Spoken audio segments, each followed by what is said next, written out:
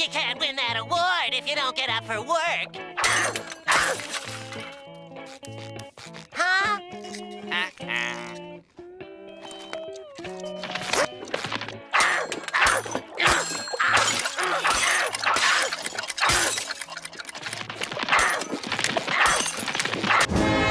As the self-appointed king of all spy mains, I feel that spot's already taken. Shit! As the self-appointed princess of spy mains, I feel that it's my duty to talk about how much criticism the spy has been getting recently. Specifically about the... Oh wait, I'm getting a call. I've got to take this first. Give me a sec. Wait. Is this a zombie? This sounds like a dead ringer. The dead ringer was added in the 2009 Sniper vs. Spy update. Back then, it was one of the most broken weapons out there, but Valve didn't notice this until 4 years later when they realized that 80% of all spies were using this weapon. Because of this, in the gunmetal update, they nerfed the damage resistance and the ability to pick up ammo while cloaked. It was still a bit unbalanced, so fast forward 2 years later, and they finally nailed it. That is, if we lived in an alternate universe, and nailed it meant completely trashed it. Now don't get me wrong, the dead ringer definitely needed a rebalance. However, all they needed to do was take away the speed boost and the fire resistance and add another nerf that I'll talk about later in the video. The new ringer after the update is much harder to play with compared to the other Invisawatches. Right now, there isn't really any reason to be using the dead ringer compared to the stock or even the cloak and dagger, as they perform better in nearly all situations. Now before I get more in depth into the changes themselves, let's get into why the nerf was applied in the first place, specifically about the complaints and criticisms the dead ringer was receiving before the jungle update. The three biggest complaints the DR received were: the ringer can sponge loads of damage, making him invulnerable and unkillable. It's overpowered because it's basically a get out of jail free card. The ringer is way too spammable because he can just keep picking up ammo, therefore this nerf needs to be implemented. Now give me a minute to talk about how these criticisms aren't as valid as you think. Once again, I'm talking about the pre-phase dead ringer before the jungle update.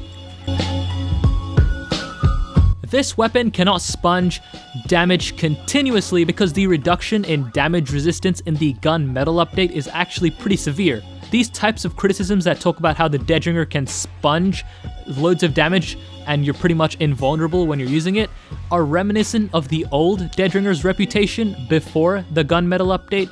But after the gunmetal update, it's much easier to kill a spy that's using the dead ringer because all it takes is 4 stickies, a heavy focus firing you for 5 seconds, or even 2 meat shots.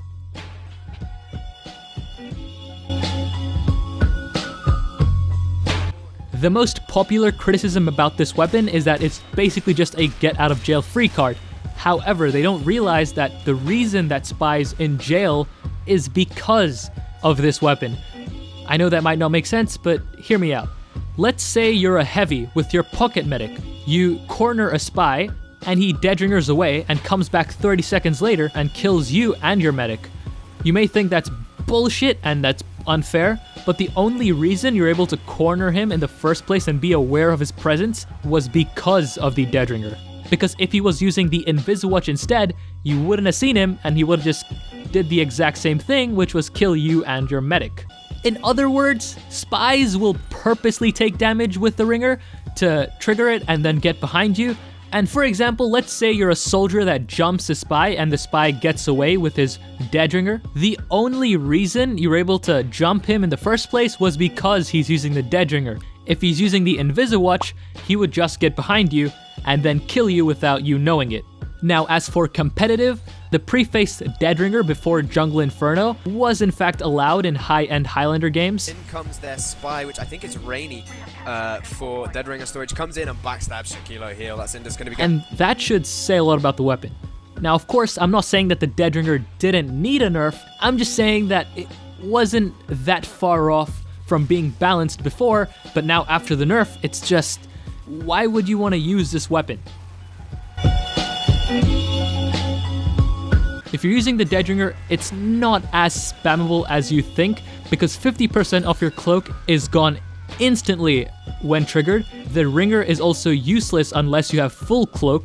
However, this isn't a problem because of its speed boost, which is actually the most broken part of this weapon because of how many ammo packs you can just keep on using. Therefore, I feel like they should just remove this mechanic completely.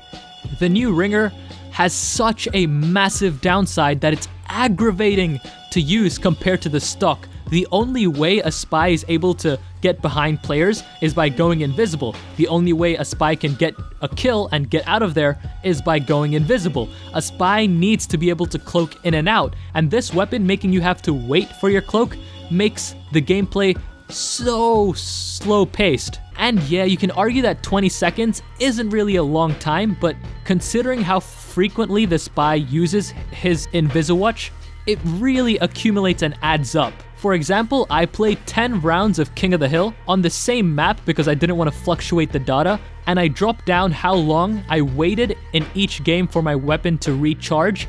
Without the ability to pick up ammo packs, I had to wait this long in these games. Just let that sink in.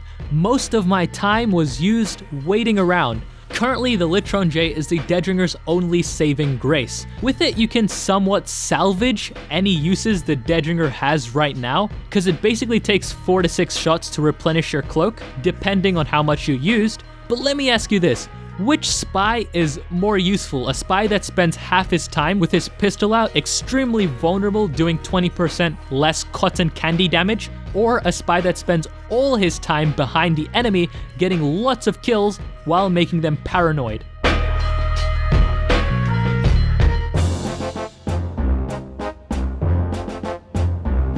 Time to talk about the nerfs, specifically my proposed nerfs. Now, these numbers aren't set in stone. They're up for debate, but they're close to what it should feel like.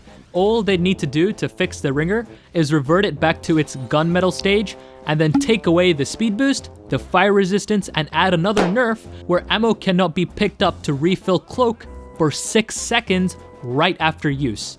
Basically, all it means is that once you uncloak, you can't pick up metal for 6 seconds. Now, 6 seconds may not seem like much, but trust me, in the heat of battle, 6 seconds is a long time, especially for Spy. Because remember, there's a lot of ways to take tons of damage, like this, and this. This will make spies easier to track and kill without the speed boost and the fire resistance. If a pyro catches you, then you're pretty much dead. Now, I'm not gonna lie, when the balance discussion first started, I was focused way too much on the ambassador and didn't really think much of how this weapon would be affected. I might sound a bit butthurt, but trust me, I'm really not. It's just my way of getting my point across. Now, I'm not blaming Valve. They did a pretty good job in balancing all of the other weapons, but I feel like they didn't really do that good of a job here.